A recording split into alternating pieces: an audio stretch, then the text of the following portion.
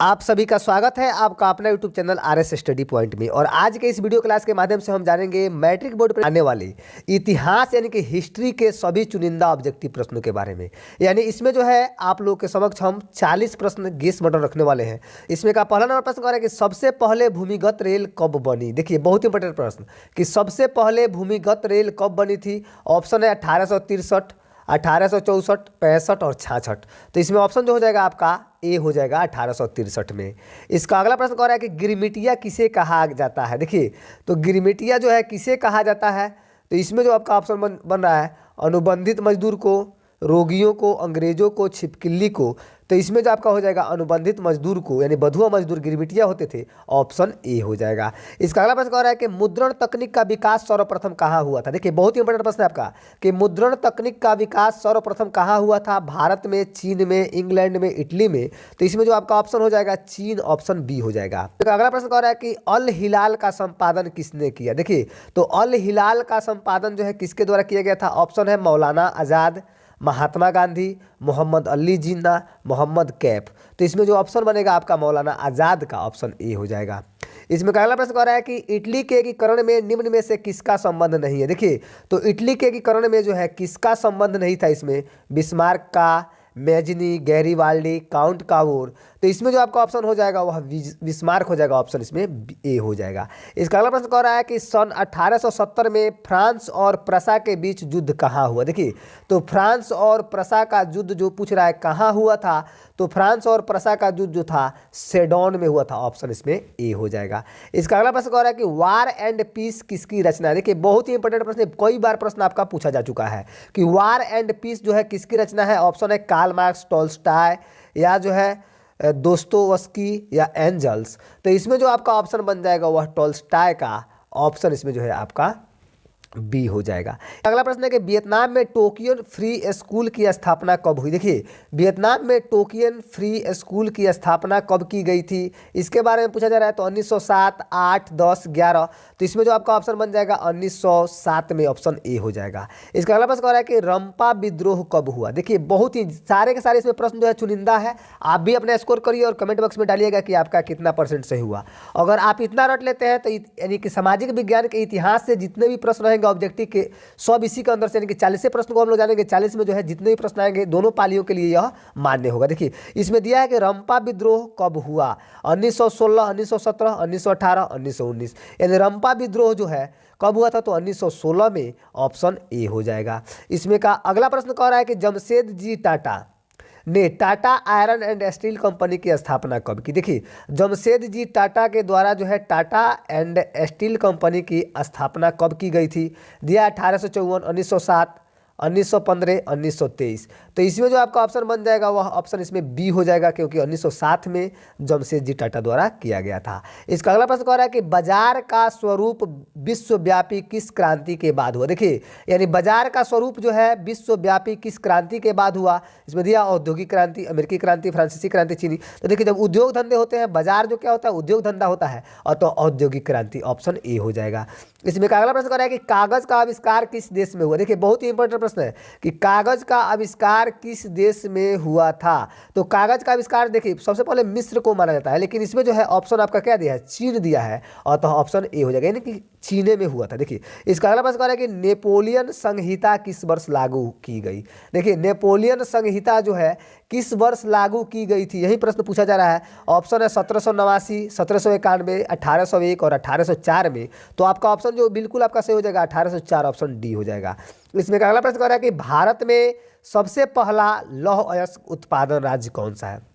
यानी भारत में सबसे पहला लौह अयस्क उत्पादन राज्य कौन सा है। ऑप्शन है कर्नाटका, झारखंड, गोवा, उड़ीसा। तो इसमें जो आपका ऑप्शन बन रहा है वह कर्नाटका बन रहा है, ऑप्शन ए हो जाएगा। इसमें का अगला प्रश्न कह रहा है कि कपास उत्पादन के लिए उपयुक्त मिट्टी कौन सी है। देखिए ये आपके प्रश्न जो है बहुत ही बारीकी ढंग से लिया गया है, ये बहुत ही महत्वपूर्ण प्रश्न है कि कपास उत्पादन के लिए उपयुक्त मिट्टी कौन सी है। दिया इसमें लाल मिट्टी, काली मिट्टी, पीली मिट्टी, भूरी मिट्टी, तो इसमें आपका ऑप्शन जो हो जाएगा काली मिट्टी, ऑप्शन ए हो जाएगा। इसमें का अगला प्रश्न कह रहा है कि बॉक्साइट का उपयोग किस उद्योग में होता है। देखिए बॉक्साइट का उपयोग जूट, तांबा, सीमेंट या एल्युमिनियम में, तो बॉक्साइट का जो उपयोग होता है वह एल्युमिनियम में होता है, ऑप्शन डी हो जाएगा। इसका अगला प्रश्न कह रहा है कि क्षेत्रवाद की भावना का दुष्परिणाम होता है। देखिए तो क्षेत्रवाद की भावना का दुष्परिणाम क्या होता है, तो अलगाववाद, ऑप्शन इसमें सी हो जाएगा।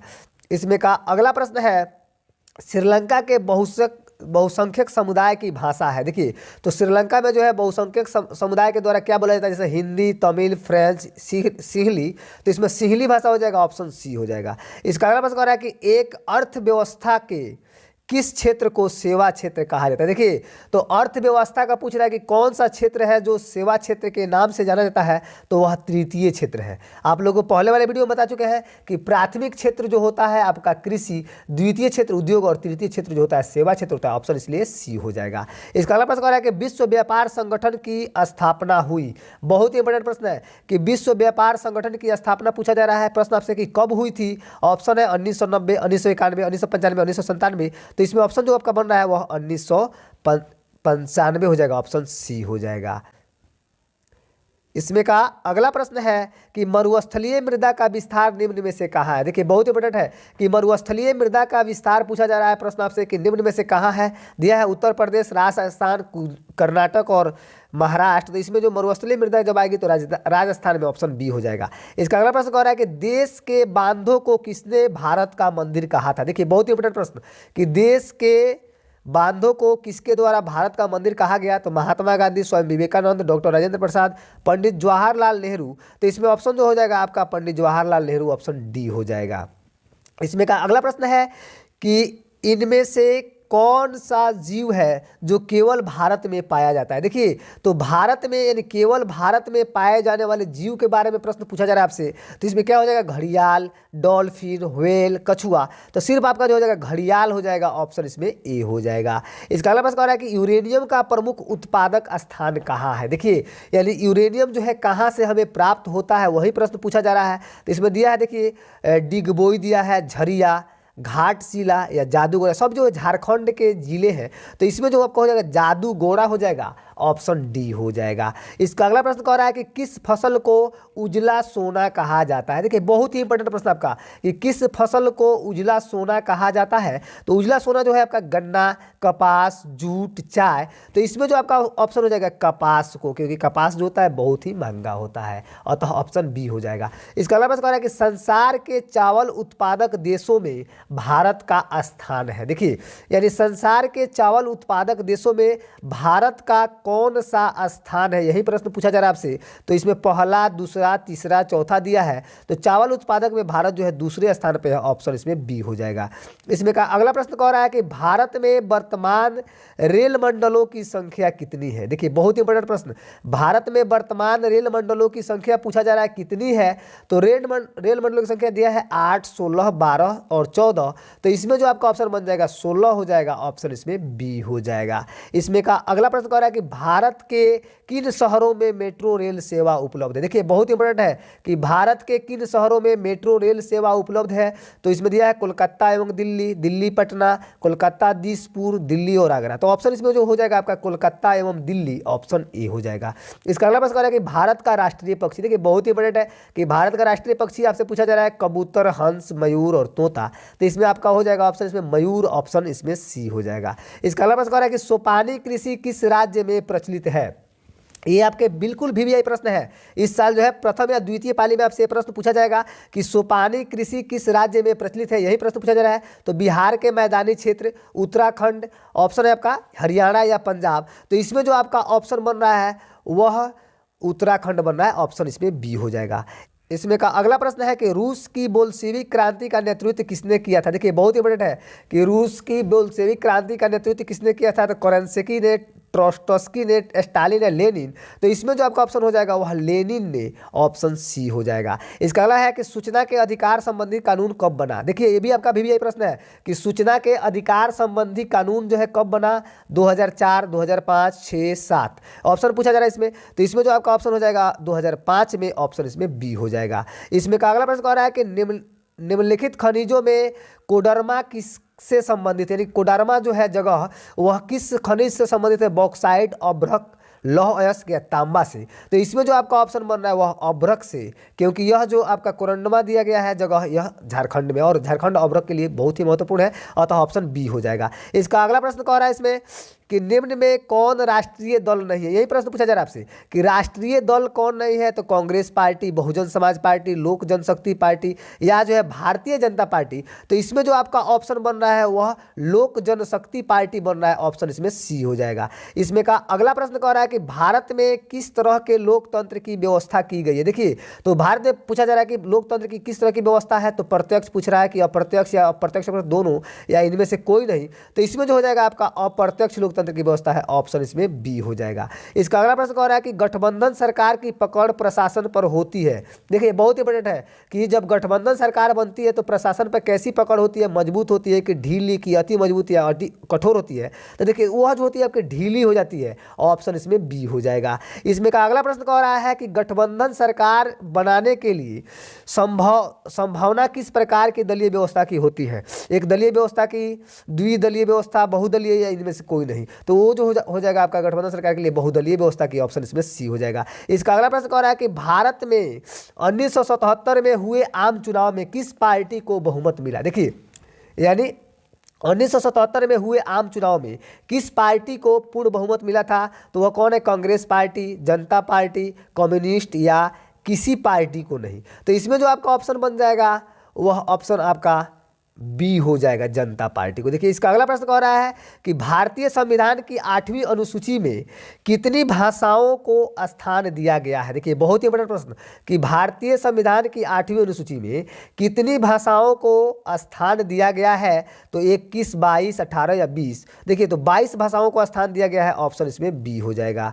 इसमें का अगला प्रश्न कह रहा है कि भारत उपभोक्ता संरक्षण अधिनियम की घोषणा कब हुई, यानी भारत उपभोक्ता संरक्षण अधिनियम की घोषणा कब हुई। आपके ऑप्शन है स्क्रीन पर, 1986 में, 1980 में, 1987 में, 1988 में। तो ये जो आपका आंसर हो जाएगा 1986 में, ऑप्शन इसमें ए हो जाएगा। इसका अगला प्रश्न कह रहा है कि सन 2008 से 2009 के अनुसार भारत की औसत प्रति व्यक्ति आय है, यानी कि 2008-9 के अनुसार जो है भारत की प्रति व्यक्ति आय जो है कितनी है, लगभग ये प्रश्न आपसे पूछा जा रहा है। तो लगभग जो है इसमें ऑप्शन दिया है 22,553, 25,494। देखिए, यही आपका आंसर हो जाएगा 25,494, ऑप्शन इसमें बी हो जाएगा। इसमें का अगला प्रश्न कह रहा है कि आधुनिक युग की प्रगति का श्रेय मुद्रा को ही है, यह कथन किसकी है, यानी आधुनिक युग का प्रगति जो है मुद्रा से होता है, यह किसका कथन है, यही प्रश्न पूछा जा रहा है आपसे। तो मार्शल का, कैमरून का या ट्रस्कॉट का या जो है क्राउथर का। तो इसमें ऑप्शन जो आपका बन रहा है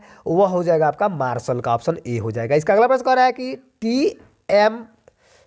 इसका अगला प्रश्न कह रहा है कि एटीएम के द्वारा पैसे निकालने और जमा किए जा सकते हैं, यही प्रश्न पूछा जा रहा है। बहुत ही आसान है, आप लोग सब कोई जानते भी होंगे कि एटीएम के द्वारा जो पैसे निकाले जाते हैं, तो दिया है 6 घंटे, 9 घंटे, 12 घंटे, 24 घंटे, यानी 24 आवर होता है, ऑप्शन इसमें आपका ए हो जाएगा।